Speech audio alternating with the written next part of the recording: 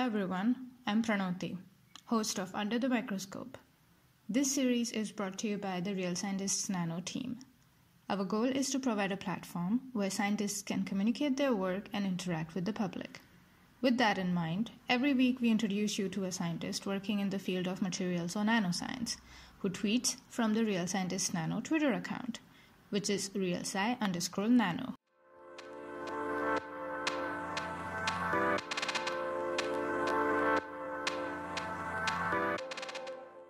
Hi everyone, my name is Pranoti. I am the host of Under the Microscope podcast, and today we have with us Kerstin Neuhaus, who is a group leader at the Forschungszentrum Jülich, which is in Germany.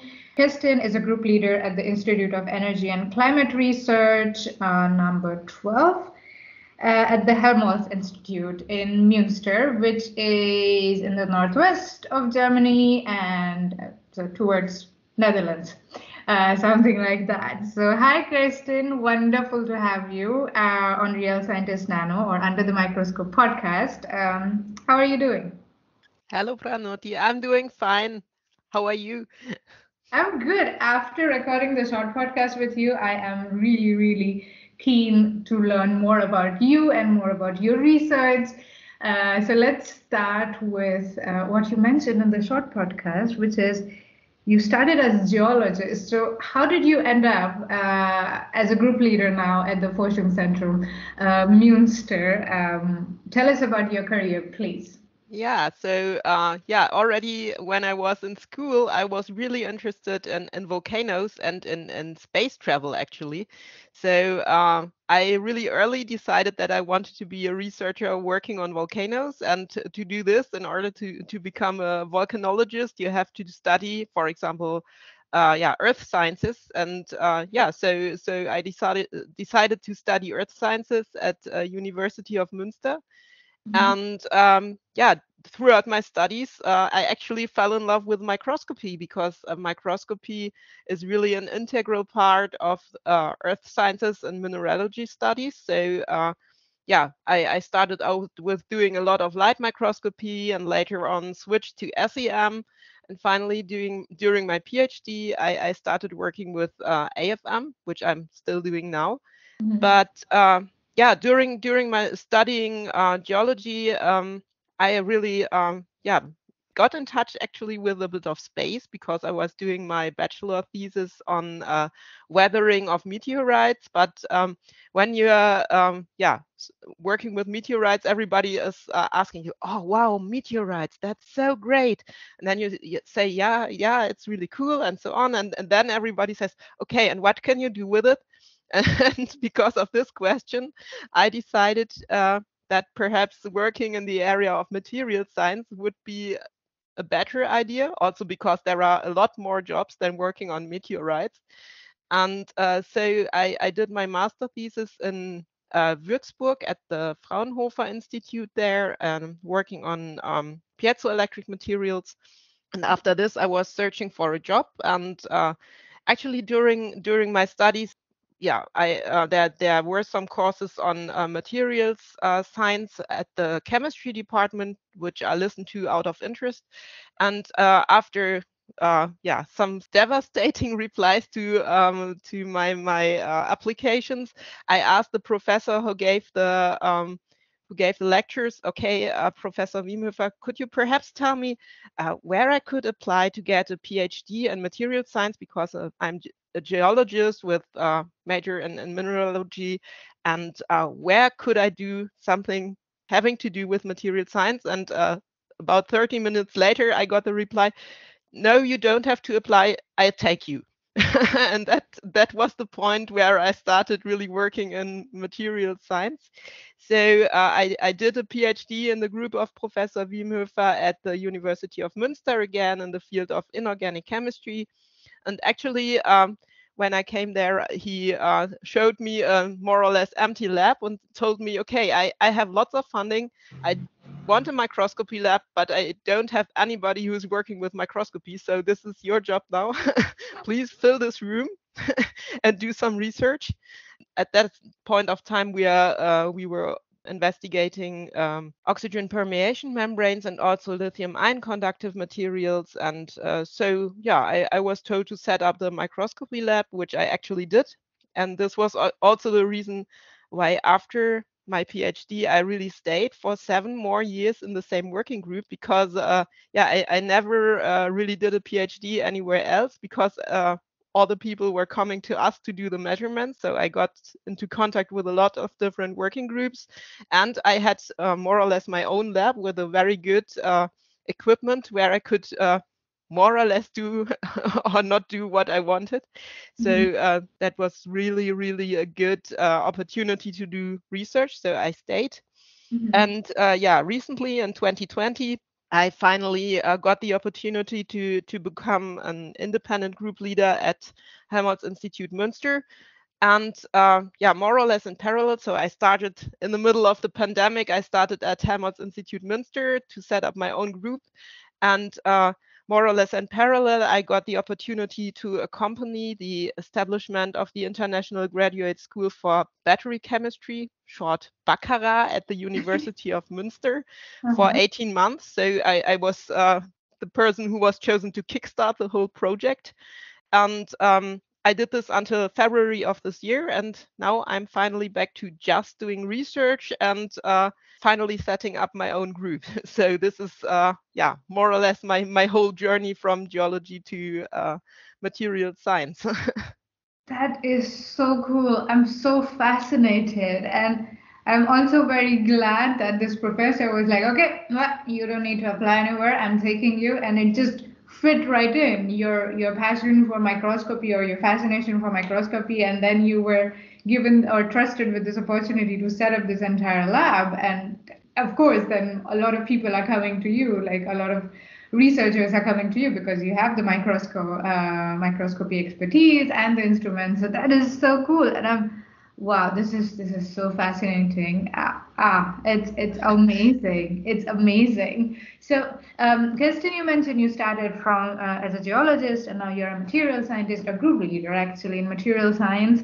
And you also briefly mentioned your current research with AFM. And investigating different materials. What I want to understand is how does your current research fit in this big picture of materials and nanoscience? Because it's quite a broad field. So which piece of the puzzle is your research? Or yeah. Yeah, well, I'm really working on real life electrolyte materials. So real life means this is not especially designed materials to do research with AFM. So this means we have mainly quite rough materials, because AFM, atomic force microscopy, normally means that you have very flat surface, very well prepared samples. Actually, we mainly don't have this. So we get the materials as they are received and have a look at it. And our idea, or the thing what we are doing, is that we want to have a look at interfaces in these materials, because they are super important for the charge transport throughout, either in a battery or in a fuel cell or whatever, because especially when you're looking, for example, at grain boundaries in a single phase material, they can either more or less completely inhibit the charge transport from one side of the electrolyte to the other side, or they can even accelerate charge transport in some cases. So these interfaces are really super, super important to get information about the material. And we are using a technique which is called Kelvin probe force microscopy. So with this technique, you are measuring the surface potential at different areas. So you can map this in combination with the topography of your sample. And in case of ceramic samples, you can very clearly see if you've got a grain or a grain boundary when you are looking at the topography. And then you can more or less zoom in on the grain boundaries and see the surface potential differences there, which tells you something about, is charge transport going very well there or is inhibited there. And in case of composite materials, you can also have a look, you can address individual areas of your composite. So you can have a look at the single constituents and of the interfaces of these constituents, which are also similar to the grain boundaries, either inhibiting or improving the charge transport in your material. And this is what I'm focusing on. So my task is mainly adapting and improving the method for special materials which we are having at the institute. Okay, that's really cool. It's really fascinating, actually. And you mentioned that you're working with electrolyte or like battery materials. So, are you working with materials that we can use for hybrid cars or electric cars? Yeah. Or is that like something different or? No. That's exactly what these materials are intended for. So the electrolyte is an integral part of your battery. So you've got an anode on one side and a cathode on the other side, and in between there is the electrolyte, which has the role to transport mainly lithium ions, but also other ions, depending on which type of battery you are using, from the anode to the cathode or back, depending on whether you are charging or discharging. And yeah, I'm looking into these electrolyte materials, and I am mainly working on fuel cell materials. So they are not mainly used for electric vehicles, but my colleagues are also developing electrolytes for lithium ion batteries or lithium metal batteries or whatever, and these can actually be applied in your car, so or in your power tool, in your laptop, whatever. This is really important. Wow. Oh yeah, we need that. Can we just like pump a lot of money in your research and get that happening? Because electric cars, I feel in Germany, we are not there yet. We could be a bit faster. Yeah, but I think there is already there has been done a lot. I mean, obviously, we are still happy if we get funding. I don't know any scientist who isn't happy about funding, but I think there has been done a lot, especially at our institute in Münster and the surrounding institute, because Münster has in the last few years become a hotspot of battery research. So this is really yeah, also a point I will probably be a bit talking about in the Twitter week. Please do. So, Kerstin, I think your research is super fascinating, and I feel that in these lot of years of experience that you've had and working with several different kinds of researchers on different materials, and also from your geology days. That you're involved or you were involved in a lot of interesting research projects. And this is a mean question, to say the least, which I want to ask you. And that is, if you have to pick one research project that you're most proud of, or the most fun or quirky one, could you pick one research project and explain it to us in super simple words in the section we call In Other Words? May I pick two? Because okay, fine. okay, because actually I'm still very proud of my bachelor thesis, although this has been quite a while ago, but I got the opportunity to study the weathering behavior on actual meteorite samples. So we had small like cubes cut from the meteorite El Hamami.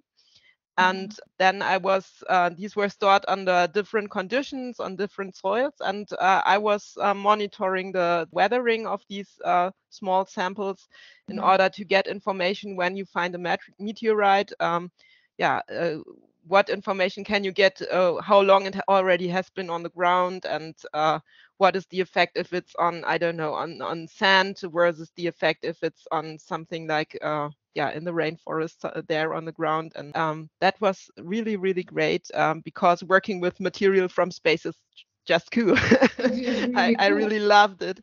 Kerstin, you mentioned the name Al Hamami. Can you tell us? Because I don't know what that means. Does that have a meaning, or like which meteorite is it from Mars?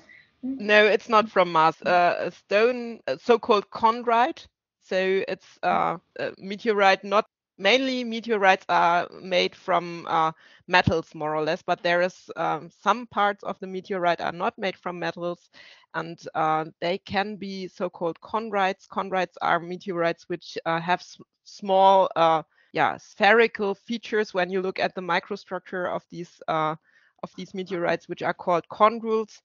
And this meteorite is not from Mars, but meteorites get their name from the nearest post office where they are found, actually. So it was found near the town of El Hamami in Africa. So and it's called El Hamami.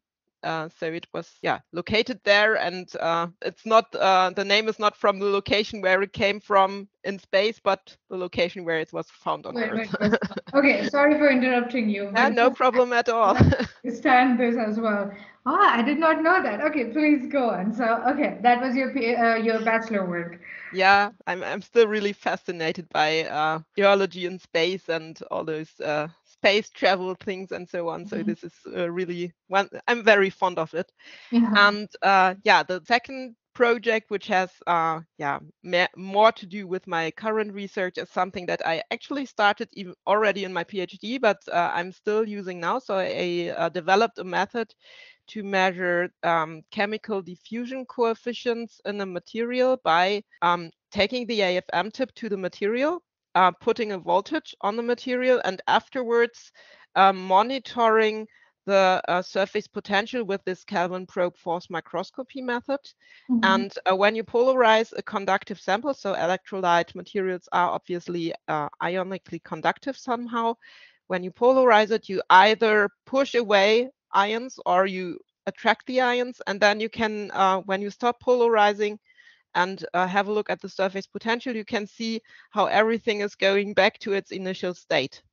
And so it's somehow diffusing in the material, and you can take this information to measure the local diffusion coefficient. And I was applying this to the oxygen ion conductive materials, and these materials normally work at really high temperatures, so something like 800 degrees C. They are completely fine with that, but at room temperature they are used for some special applications, but normally you can't measure the diffusion coefficient because there is only some surface charge transport left, and the whole bulk is just not working at these low temperatures like room temperature.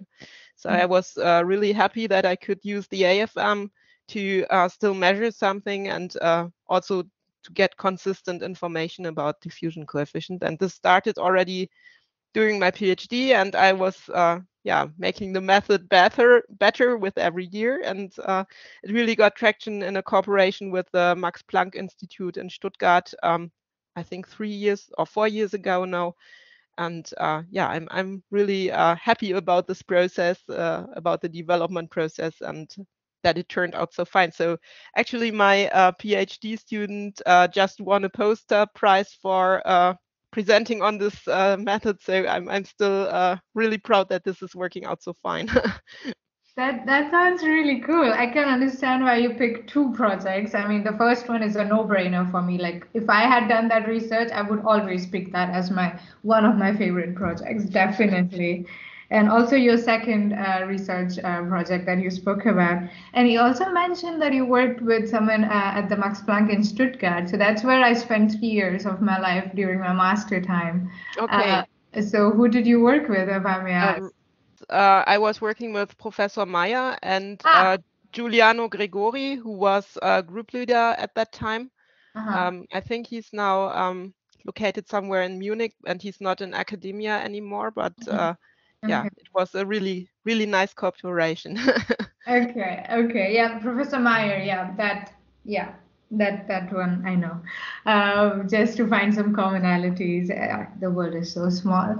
Um, so it's clear to me, Kirsten, after speaking with you for almost an hour now, that you really enjoy the research aspect of being a scientist.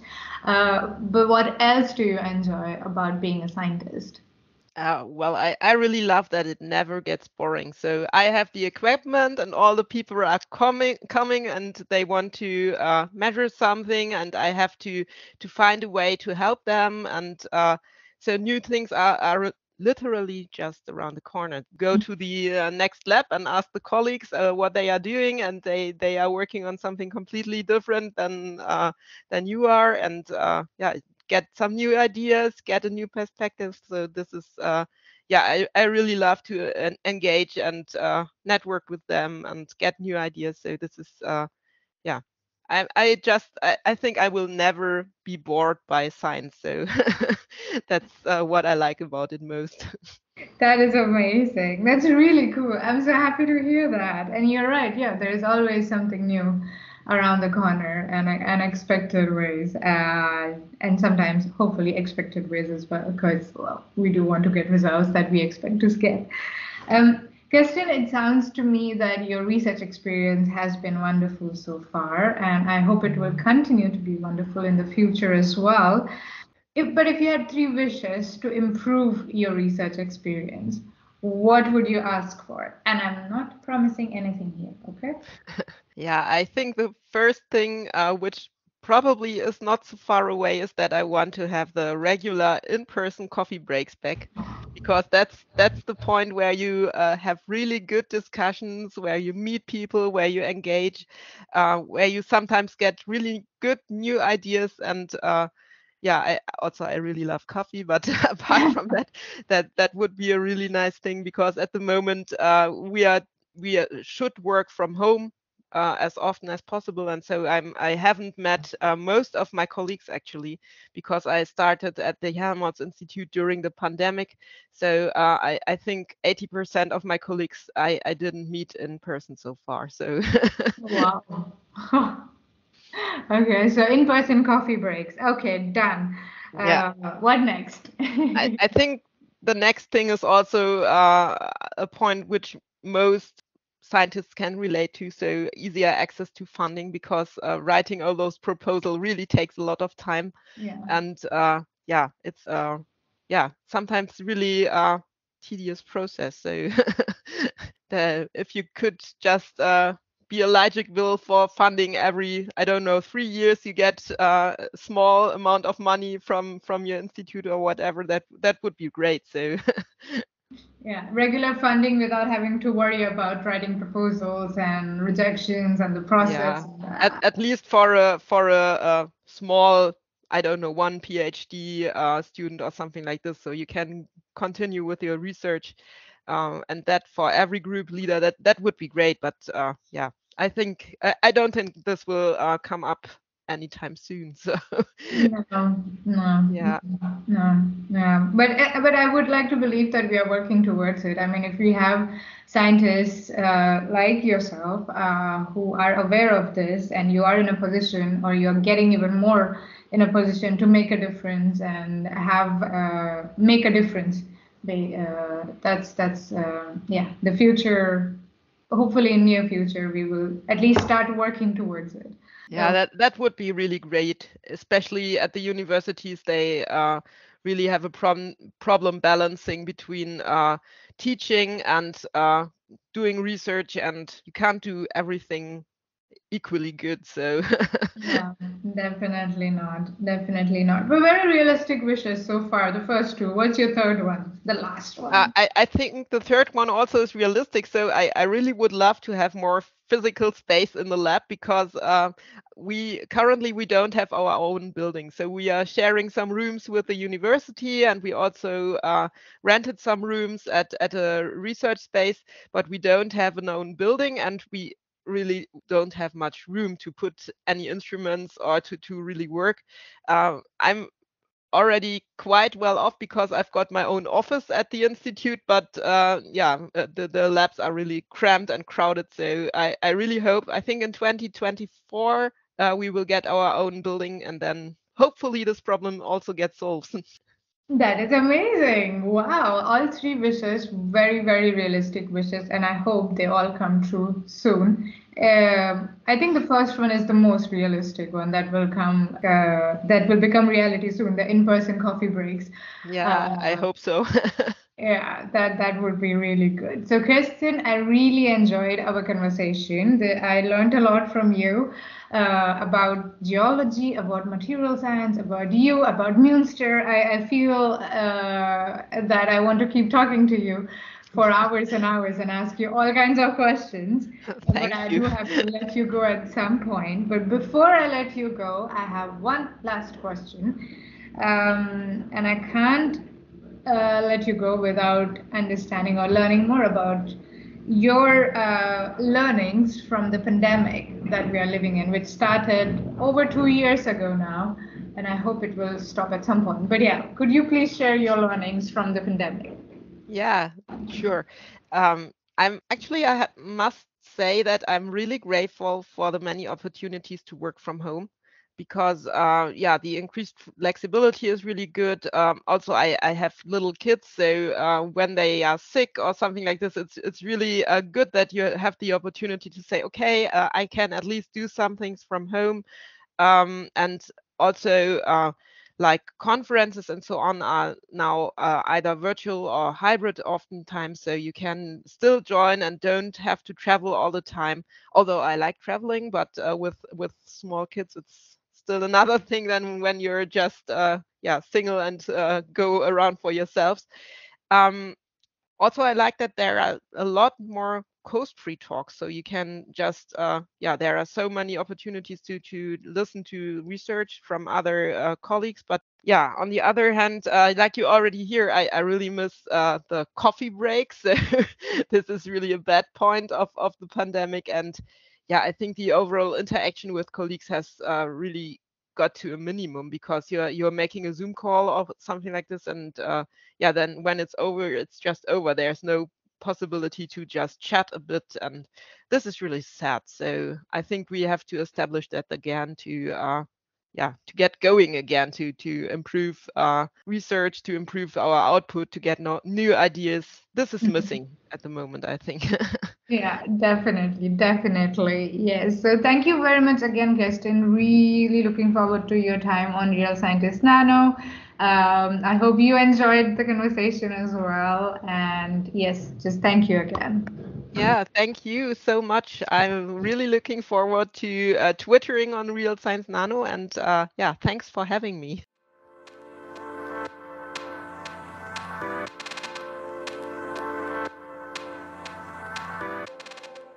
Listening.